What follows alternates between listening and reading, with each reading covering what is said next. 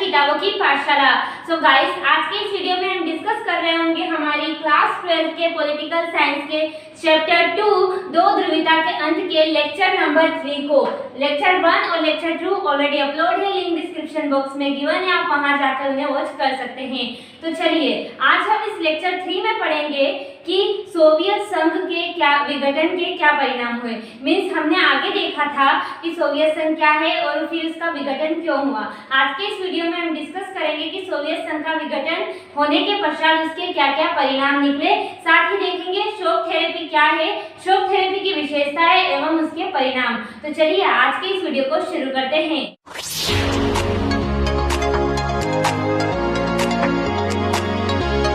सबसे पहले हम समझेंगे सोवियत संघ के विघटन के परिणाम को। तो जैसा कि मैंने आपको पहले लेक्चर में बता दिया था कि सोवियत संघ का विघटन हो चुका है। उसके बाद सोवियत संघ के विघटन के निम्नलिखित परिणाम हुए, जैसा कि आप देख सकते हैं। सबसे पहला परिणाम हुआ शीत युद्ध की समाप्ति। सबसे पहला परिणाम क्या हुआ? शीत युद्ध समाप्त हो गया। इतने टाइम से दोनों महाशक्तियों में क्या चलता आ रहा था? शीत युद्ध। अब एक महाशक्ति समाप्त हो जाएगी तो ऑफकोर्स क्या होगा? शीत युद्ध समाप्त हो जाएगा। जो लड़ाई झगड़े की आशंका, तनाव की जो संभावना थी वो क्या हो गई? वो समाप्त हो गई। तो सोवियत संघ के विघटन की सबसे पहला परिणाम क्या हुआ? शीत युद्ध का एंड, यानी कि शीत युद्ध की समाप्ति होना। तो ये सबसे पहला परिणाम हुआ। उसके बाद आगे बढ़ते हैं सेकेंड परिणाम की तरफ। तो वो है हथियारों की होड़ की समाप्ति। यानी कि क्या शीत युद्ध के टाइम पे क्या हो रहा था? अत्यधिक मात्रा में हथियार बन रहे थे, तो हथियारों की जो होड़ शुरू हो गई थी दोनों महाशक्तियों में, ज्यादा से ज्यादा मात्रा में जो हथियार बनने शुरू हो गए थे वो अब क्या हो गए थे? समाप्त हो गए थे। ओके, तो सेकेंड परिणाम क्या हुआ? हथियारों के होड़ की समाप्ति। फर्स्ट शीत युद्ध की समाप्ति, सेकेंड हथियारों की होड़ की समाप्ति। आपको बस हेडिंग ही नहीं लिखनी है, ये 5 मार्क्स में क्वेश्चन आता है, इसलिए आपको हमेशा क्या करना है? इसके बारे में थोड़ा डिस्क्राइब भी करना है। ओके, एक्सप्लेन करते हुए इनको पॉइंट बनाना है और अंदर जो मैं एक्सप्लेन करते टाइम बोल रही हूँ वो आपको ऐड करना है। ओके, तो अब हमने देख लिया हथियारों की होड़ की समाप्ति। अब तीसरा क्या हुआ? एक ध्रुवीय विश्व का आरंभ। एक ध्रुवीय विश्व का आरंभ मीन्स देखो मैंने क्या बताया था कि दो महाशक्ति थी, उससे क्या हुआ? दो ध्रुवीय विश्व का आरंभ हुआ था ना। जो ये विश्व था पूरा का पूरा ये 2 पार्ट्स में डाइवर्ट हो चुका था, 2 पार्ट्स में इसे बांट दिया था। बट अब क्या होगा? अब मान लो एक महाशक्ति पूरी तरीके से खत्म हो गई, तो इससे क्या हुआ? पूरा का पूरे विश्व में केवल और केवल एक महाशक्ति का ही, यानी कि अमेरिका का ही वर्चस्व हो जाएगा। तो इससे क्या हुआ? एक ध्रुवीय विश्व का आरंभ हो गया। ओके, पूरे विश्व में कौन रह गई? एक महाशक्ति। इसलिए क्या हुआ? एक ध्रुवीय विश्व का आरंभ। तो सोवियत संघ के विघटन का थर्ड मुख्य परिणाम क्या हुआ?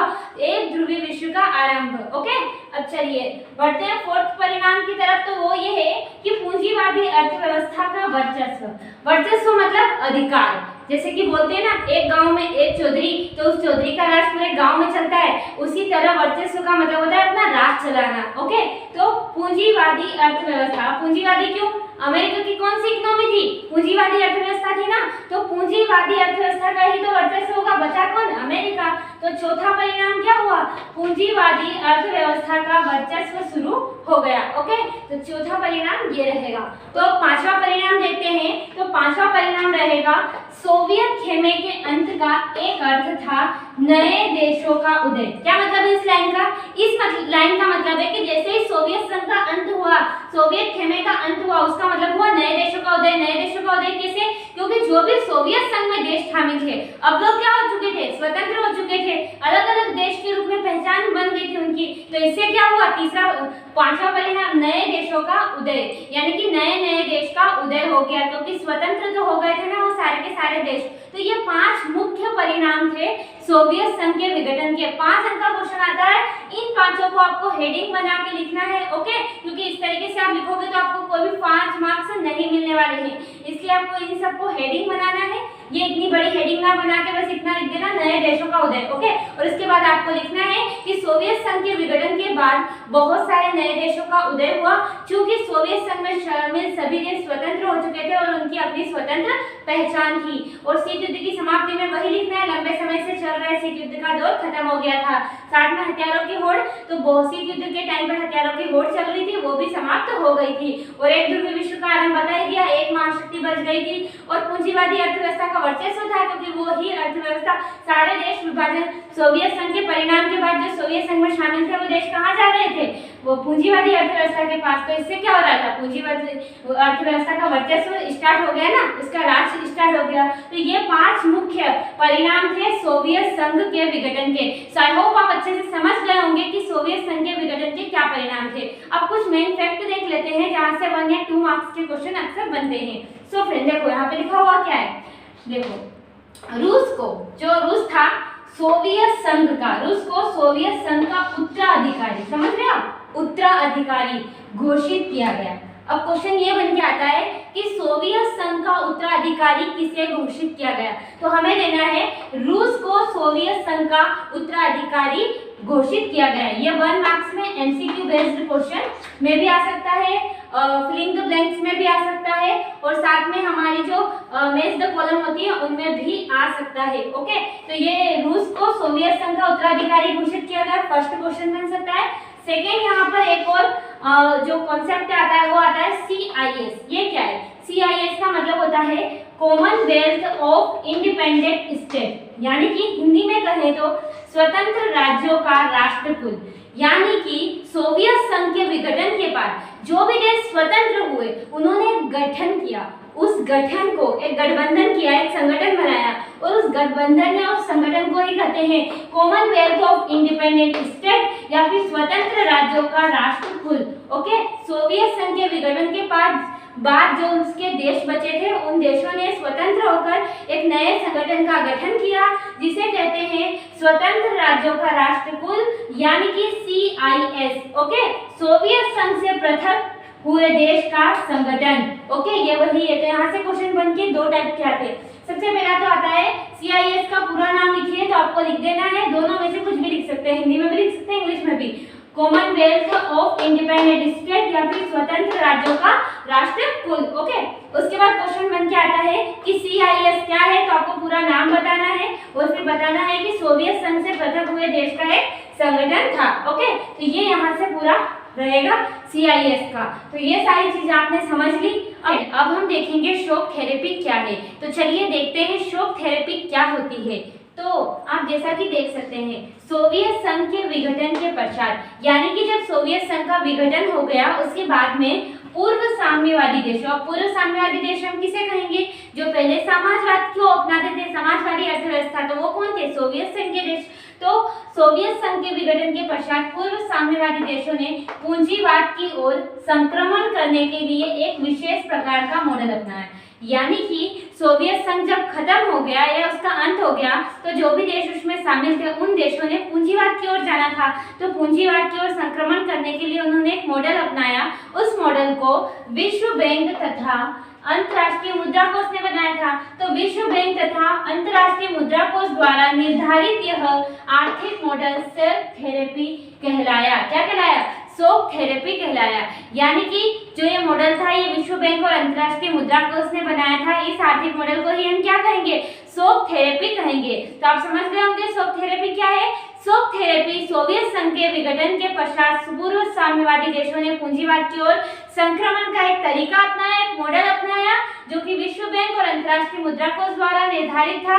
इसी को हम क्या कहेंगे, शॉक थेरेपी कहेंगे। ओके, ये शॉक थेरेपी थी ना, ये 1990 में अपनाई गई थी। ओके, अब देखो यहाँ पे लिखा हुआ है शॉक थेरेपी का अर्थ है आघात पहुंचाकर उपचार करना।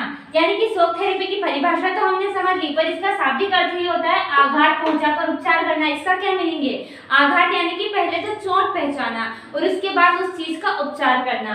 तो इसीलिए इसे कहा गया है आघात पहुंचाकर उपचार करना। और इसे ये नाम क्यों दिया गया, ये आपको तब समझ में आएगा जब हम इस शॉक थेरेपी के परिणाम को पढ़ेंगे। तो उस टाइम पे मैं आपको बताऊंगी कि आघात पहुंचाकर, चोट देकर फिर उपचार करना, इसका नाम क्यों रखा गया। अब चलिए बढ़ते हैं इसकी विशेषताओं की तरफ। तो शॉक थेरेपी की क्या विशेषता है उनको देख लेते हैं। तो सबसे पहले शॉक थेरेपी की में मिल्कियत का स्वामित्व निजी होता है। यानी कि जो शॉक थेरेपी होती है, मिल्कियत का क्या मतलब होता है, संपत्ति। ओके, मिल्कियत का मतलब होता है संपत्ति, जमीन, जायदाद, मनी, करेंसी। ओके, तो जो संपत्ति का स्वामित्व होता है वो कौन होता है, निजी होता है। यानी कि निजी, अब खुद प्राइवेट सेक्टर के हाथ में होता है। ओके, उसके बाद शॉक थेरेपी में खेती का निजीकरण किया गया था।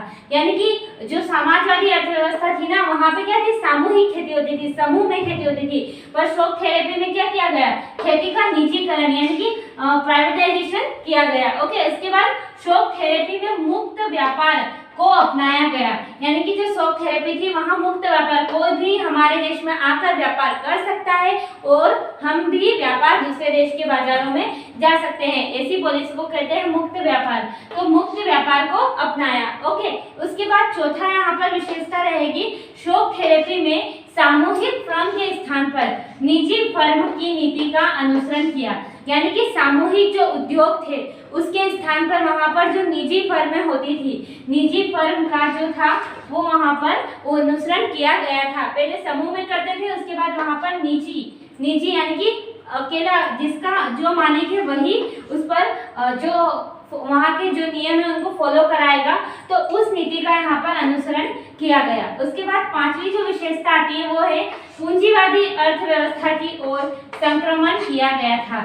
यानी कि जो पूंजीवाद था उसकी ओर संक्रमण कर रहे थे। शॉक थेरेपी में यही तो हो रहा था, पूंजीवाद की ओर तो जा रहे थे। तो ये कुछ 5 विशेषताएं। सबसे पहली, मिल्कियत का जो स्वामित्व है, संपत्ति का स्वामित्व है वो निजी होगा, मुक्त व्यापार को अपनाया जाएगा, खेती का निजीकरण होगा, सामूहिक फर्म के स्थान पर निजी फर्म को अपनाया गया और उसके बाद पूंजीवादी अर्थव्यवस्था की ओर संक्रमण किया गया। तो ये थी शॉक थेरेपी की कुछ विशेषताएं। तो आई होप अब आप समझ गए होंगे कि शॉक थेरेपी क्या है, उसका क्या मीनिंग होता है, आघात पहुंचाकर उपचार करना और इसकी क्या क्या विशेषताएं होती है। मैं आपको बता दूं यहाँ से 2 मार्क्स में क्वेश्चन बनेगा, शॉक थेरेपी क्या है। एक पूरा 5 मार्क्स का क्वेश्चन बन सकता है, शॉक थेरेपी क्या है विस्तार से समझाए तो पूरा आपको लिखना है। एक ये क्वेश्चन बन सकता है 3 या 4 मार्क्स में कि शॉक थेरेपी की विशेषताएं बताइए। ओके, और 1 मार्क्स में भी बन सकता है कि शॉक थेरेपी का क्या अर्थ है। तो काफी इम्पोर्टेंट, ओके, मैं बार बार नहीं बोलूंगी, काफी इम्पोर्टेंट ये जो है जो ये टॉपिक है ये होने वाला है आपकी बोर्ड एग्जाम के पॉइंट व्यू से। इसलिए आप इसे अच्छे से याद कर ले, समझ कर ले। अगर समझ नहीं आई तो वीडियो को 1 से 2 बार देख ले ताकि आपको अच्छे से समझ आ जाए। चलिए अब हम देखेंगे शॉक थेरेपी के परिणाम। थेरेपी के जो परिणाम हुए वो उस तरीके के नहीं हुए थे जिस तरीके के उन देशों ने सोचा था। उन्होंने सोचा था कि अब हम समाजवाद से पूंजीवाद की ओर जा रहे हैं तो हमारा विकास होगा, हमें फायदा मिलेगा। परंतु जिस आनंद लोक की प्राप्ति का ये सारे देश सोच रहे थे वो आनंद शॉक थेरेपी ने इन्हें नहीं दिया, बल्कि सारे के सारे परिणाम इसके उल्टे हो गए। तो चलिए देखते हैं शॉक थेरेपी के परिणाम को। तो सबसे पहला परिणाम क्या हुआ, शॉक थेरेपी से अर्थव्यवस्था तहस नहस हो गई और रूस का पूरा औद्योगिक ढांचा चरमरा उठा। यानी कि इन देशों ने क्या सोचा था कि हमारी जो अर्थव्यवस्था है वो काफी विकसित हो जाएगी पश्चिम की देशों की तरह। ओके, बट पूरा का पूरा काम इससे उल्टा हुआ और हो क्या गया, अर्थव्यवस्था तहस नहस हो गई और जो रूस था उसका औद्योगिक ढांचा यानी कि वहाँ पे जो उद्योग थे वो क्या हो गए, चरमरा उठे, यानी कि वहाँ पे पूरी व्यवस्था बिगड़ गई। तो पहला ये हुआ शॉक थेरेपी से कि अर्थव्यवस्था बिगड़ गई और औद्योगिक ढांचा चरमरा उठा। ओके, सबसे पहला परिणाम ये हुआ। उसके बाद सेकेंड परिणाम हुआ रूसी मुद्रा रूबल। जो रूस की मुद्रा है उसका नाम क्या है, रूबल। तो रूसी मुद्रा रूबल के मूल्य में नाटकीय ढंग से गिरावट आई। यानी कि जो उस टाइम पे रूबल की प्राइस था वो क्या हो गया, वो घट गया, जितना था उससे क्या हो गई, गिरावट आ गई। ओके, और मुद्रा स्फीति इतनी ज्यादा बढ़ी कि लोगों की जो जमा पूंजी थी वो ज्यादा रही, जाती रही। यानी कि जो मुद्रा स्फीति बनने से क्या हो गई, लोगों की ने जो भी अपनी जमा पूंजी जमा के रखी थी वो भी चली गई। तो दूसरा क्या हुआ, रूसी मुद्रा रूबल में नाटकीय ढंग से गिरावट आ गई। ओके, उसके बाद तीसरा परिणाम हुआ सामूहिक खेती समाप्त हो गई। पहले ही बताया था भाई पूंजीवाद की तरफ जा रहे हैं तो सामूहिक खेती तो समाप्त होगी से, क्योंकि पूंजीवाद में कैसे खेती करते हैं, पूंजीवाद में तो निजीकरण की या निजी खेती करते हैं। तो समाप्त हो गई, उससे क्या हुआ, खाद्यान्न संकट उत्पन्न हो गया, खाने के लाले पड़ने लग गए। ओके, खाद्यान्न संकट उत्पन्न हो गया और जो 1990 में वास्तविक सकल घरेलू उत्पाद, यहाँ पे लिखा हुआ है ना SGU, तो उसका मतलब यही है, सकल घरेलू उत्पाद था ना वो 1998 की तुलना में नीचे गिर गया। यानी कि जो 1990 में सकल घरेलू उत्पाद था आया वो 1998 से काफी ज्यादा क्या हो गया था, नीचे गिर गया था। ओके, तो इससे क्या हुआ, खाद्यान्न संकट उत्पन्न हो गया। तो तीसरा परिणाम ये रहा। उसके बाद चौथा परिणाम रहा माफिया वर्ग का उदय हुआ, जिन्होंने संपूर्ण आर्थिक क्रियाओं को अपने नियंत्रण में ले लिया। यानी कि एक नए वर्ग का उदय हुआ जिसे कहते हैं माफिया वर्ग। और यह वर्ग ऐसा था जो भी आर्थिक गतिविधियां थी उन पर किसका नियंत्रण हो गया, इस वर्ग का। उन सभी संसाधनों पर इस माफिया वर्ग ने उदय अपना अधिकार जमा लिया। तो चौथा परिणाम ये हुआ कि माफिया वर्ग का उदय हुआ। उसके बाद पांचवा परिणाम रहा संविधान को हड़बड़ी में बनाया गया। यानी कि जितने भी देश पूंजीवाद की ओर संक्रमण कर रहे थे शॉक थेरेपी के माध्यम से, उन्होंने क्या किया, अपने देशों का संविधान हड़बड़ी में बनाया। उससे क्या हुआ, सारी की सारी शक्तियां राष्ट्रपति के पास चली गई और बहुत सारे देशों के राष्ट्रपति ने इस शक्ति का अनुचित प्रयोग किया। जहां राष्ट्रपति का कार्यकाल 5 से 6 वर्ष का था, वहां उन राष्ट्रपतियों ने अपने कार्यकाल को बढ़ाकर 10 वर्ष और किसी किसी ने तो 20 वर्ष तक का कर दिया। तो इस प्रकार क्या हुआ, राष्ट्रपतियों ने अपने अधिकारियों और शक्तियों का अनुचित प्रयोग किया। और इसका क्या कारण था, संविधान को हड़बड़ी में बनाना। जल्दी से उधर संक्रमण किया तो उसकी वजह से क्या हो गया, संविधान को हड़बड़ी में बनाया गया। तो ये 5 मुख्य परिणाम हुए शॉक थेरेपी के। और इसी के कारण शॉक थेरेपी को क्या कहते हैं, आघात पहुंचाकर उपचार करना। क्योंकि इससे क्या हुआ, आघात पहुंचा। उम्मीद क्या थी कि उपचार होगा, हम आगे बढ़ेंगे, पर हो क्या गया, आघात। तो इसी को कहते हैं आघात पहुंचाकर उपचार करना। उसके बाद ठीक भी हुआ, क्योंकि उसके बाद कुछ ऐसी चीजें हुई जिसकी वजह से ये देश कंट्रियां वापस डेवलप्ड हुई। बट पहले क्या हुआ, इन सारी चीजों से इन सारे नुकसान उन जो कंट्रियां थी उनको उठाने पड़े। तो ये थे शॉक थेरेपी के परिणाम। एक बार मैं आपको रिपीट कर देती हूँ। सबसे पहले हुआ अर्थव्यवस्था तहस नहस हो गई। उसके बाद जो रूबल थी उसके मूल्य में नाटकीय ढंग से गिरावट आ गई। उसके बाद सामूहिक खेती समाप्त हो गई, खाद्यान्न संकट उत्पन्न हो गया। उसके बाद माफिया वर्ग का उदय हुआ जिसने सभी आर्थिक क्रियाओं पर नियंत्रण कर लिया और संविधान को हड़बड़ी में बनाया गया। अब संविधान हड़बड़ी में बना तो इसके कारण बहुत सारे अव्यवस्था उत्पन्न हुई। तो ये थे शॉक थेरेपी के परिणाम। तो हमने क्या देखा, सबसे पहले देखा सोवियत संघ के विघटन के परिणाम। उसके बाद शॉक थेरेपी क्या है, उसकी विशेषताएं और शॉक थेरेपी के परिणाम। यहाँ से 4 मार्क्स का क्वेश्चन बनता है, इसलिए आपको अच्छे से इनको लिखना है। ओके, सो आई होप आज का लेक्चर आपको समझ आया हो। अगर कोई भी कंफ्यूजन हो तो प्लीज हमें कमेंट बॉक्स में जरूर लिखिए। इस वीडियो को लाइक करें, शेयर करें एंड सब्सक्राइब करें। मिलते हैं अपने अगले वीडियो में। धन्यवाद।